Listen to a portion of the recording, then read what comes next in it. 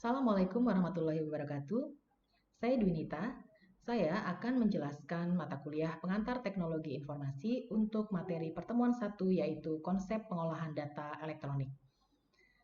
Ada 3 konsep dasar yang akan dibahas. Yang pertama adalah konsep dasar sistem. Pertama kita akan membahas definisi sistem. Ada banyak definisi tentang sistem. Di sini saya tampilkan 2 definisi. Definisi yang pertama menyatakan bahwa sistem adalah kumpulan dari elemen-elemen yang berinteraksi untuk mencapai suatu tujuan tertentu. Definisi yang kedua menyatakan bahwa sistem adalah suatu jaringan kerja dari prosedur-prosedur yang saling berhubungan, berkumpul bersama-sama untuk melakukan suatu kegiatan atau menyelesaikan suatu sasaran tertentu. Kedua definisi ini nampaknya beda, tapi jika kita lihat satu persatu dari kata-kata yang ada, kedua definisi ini mempunyai kesamaan bahwa menyatakan sistem adalah kumpulan dari elemen atau disebut juga prosedur yang saling berinteraksi, berhubungan, bekerja sama untuk mencapai suatu tujuan atau sasaran tertentu. Terdapat 8 karakteristik sistem. Yang pertama adalah komponen sistem. Komponen sistem terdiri atas 3. Yang pertama adalah sistem itu sendiri yang sudah kita bahas tadi. Yang kedua adalah subsistem. Subsistem adalah bagian dari sistem, jadi areanya lebih kecil. Contoh, jika sistem adalah sebuah kelas, maka subsistem adalah mahasiswa yang ada di kelas itu, dosen pengajar di kelas itu, mata kuliah yang diajarkan, ruangan yang digunakan, dan semua sarana dan prasarana yang terlibat dalam proses perkuliahan di kelas itu. Yang ketiga adalah supersistem atau suprasistem. Yang dimaksud dengan supersistem atau suprasistem adalah yang areanya lebih luas dari sistem. Jadi jika kita contohkan sistem itu adalah sebuah kelas, maka supersistem atau suprasistemnya adalah program studi. Karena dalam sebuah program studi terdiri atas banyak kelas. Atau bisa juga yang areanya lebih luas, yaitu universitas. Karena dalam sebuah universitas terdiri atas lebih dari satu fakultas, di mana dalam setiap fakultas terdiri atas lebih dari satu program studi, dan dalam setiap program studi terdapat lebih dari satu kelas. Yang kedua adalah batasan sistem atau disebut juga dengan boundary. Batasan sistem ini berfungsi untuk membatasi sistem yang satu dengan sistem yang lain, atau dengan subsistemnya, atau juga dengan supersistemnya. Jika kita contohkan sistem adalah kelas, maka batasan sistemnya yang membedakan antara sistem itu dengan sistem yang lain adalah nama kelas. Yang ketiga, lingkungan luar sistem atau environment adalah semua yang berada di luar sistem tetapi mempengaruhi kerja sistem. Jika kita contohkan sistem adalah sebuah kelas, maka lingkungan luar sistem adalah hal-hal yang ada di luar kelas tetapi mempengaruhi aktivitas pembelajaran di kelas itu. Contohnya adalah aliran listrik. Karena jika listrik padam, maka AC, LCD proyektor, dan semua peralatan elektronik pasti akan terganggu fungsinya sehingga membuat proses pembelajaran menjadi terganggu. Yang keempat, penghubung sistem atau interface. Fungsinya adalah untuk menghubungkan sistem yang satu dengan sistem yang lain, atau subsistem yang satu dengan subsistem yang lain, atau subsistem dengan sistem atau sistem dengan supersistemnya.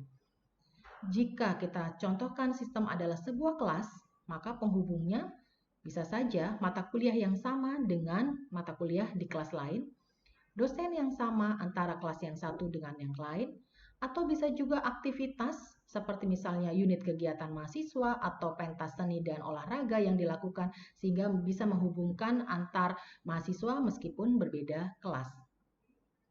Karakteristik yang kelima adalah masukan sistem atau disebut juga input. Dalam proses perkuliahan, inputnya tentu bahan ajar, bentuknya macam-macam.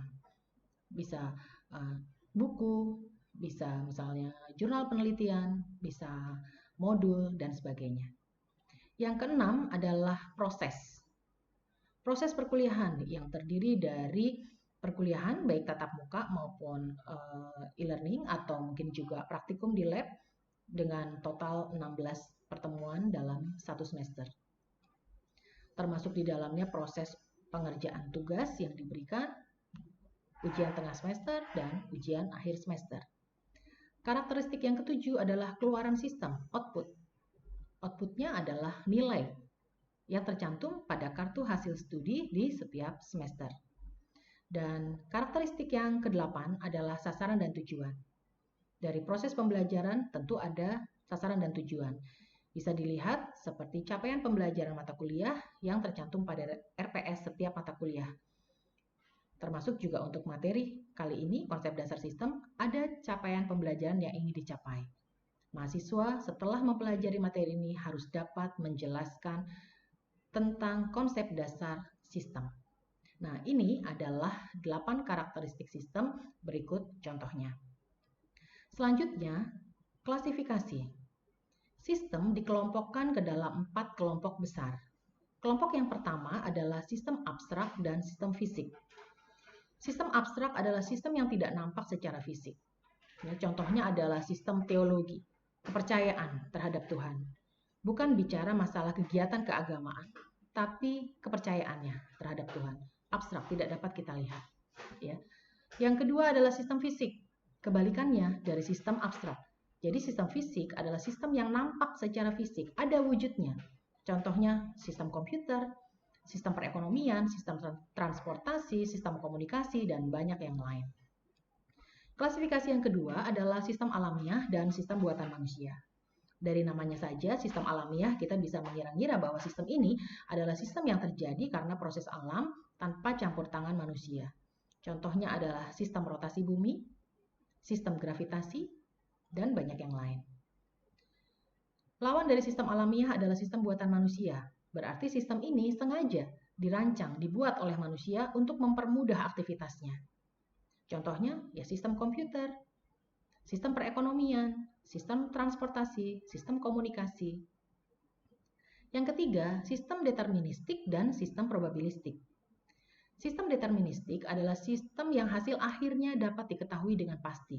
Contohnya perhitungan matematika.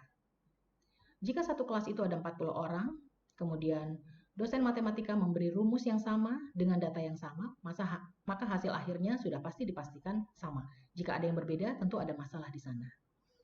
Lawan dari sistem deterministik adalah sistem probabilistik. Sistem ini masih mengandung unsur kemungkinan, masih ada unsur probabilitas di dalamnya, sehingga hasil akhirnya tidak dapat kita prediksi dengan pasti. Contohnya adalah sistem perakiraan cuaca. Semua sistem yang diawali dengan perakiraan atau ramalan itu adalah contoh dari sistem probabilistik. Selain itu juga sistem penjualan. Sistem penjualan termasuk contoh dari sistem probabilistik karena kita tidak bisa memprediksi angka-angka penjualan dalam setiap harinya. Apakah sama, menurun, atau bahkan naik. Klasifikasi yang keempat adalah sistem tertutup dan sistem terbuka. Sistem tertutup adalah sistem yang tidak berinteraksi dengan dan tidak mendapat pengaruh sama sekali dari lingkungan luarnya.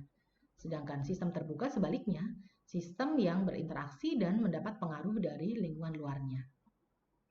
Ini adalah 4 klasifikasi sistem. Seiring dengan perkembangan zaman, sekarang seringkali kita mendengar ada istilah sistem terotomatisasi. Sistem terotomatisasi adalah sistem buatan manusia. Dia bekerja secara otomatis dengan kontrol program. Jika kita lihat dari klasifikasinya, maka sistem terotomatisasi termasuk sistem fisik karena bisa dilihat, sistem buatan manusia, sistem deterministik, dan sistem terbuka. Komponennya terdiri atas perangkat keras, perangkat lunak, personil, data, dan prosedur. Kategori sistem terotomasi, yang pertama online system, yang kedua real time, ini adalah masalah pengolahannya, ya kecepatan dalam penyajian pengolahan data. Kemudian ada decision support system dan strategic planning system yang digunakan untuk pengambilan keputusan pihak manajemen, dan ada knowledge based system yang digunakan untuk memperkaya wawasan. Terdapat 7 kelompok pelaku sistem. Yang pertama pemakai atau end user, yang kedua pihak manajemen yang mendapatkan output laporan dari sistem.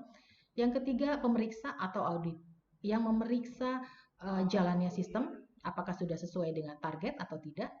Berikutnya adalah penganalisa sistem yang tugasnya adalah menganalisis sistem untuk mengetahui ada masalah atau tidak di dalam pengoperasiannya.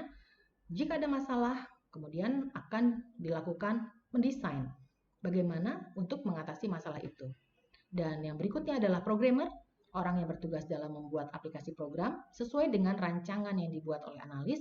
Dan yang terakhir adalah personil pengoperasian, terdiri atas administrator, data entry, teknisi, dan yang lainnya. Itu yang dapat saya paparkan mengenai konsep dasar sistem. Terima kasih atas perhatiannya. Saya Dwinita, mohon pamit. Assalamualaikum warahmatullahi wabarakatuh. Selamat pagi, salam sehat untuk semuanya.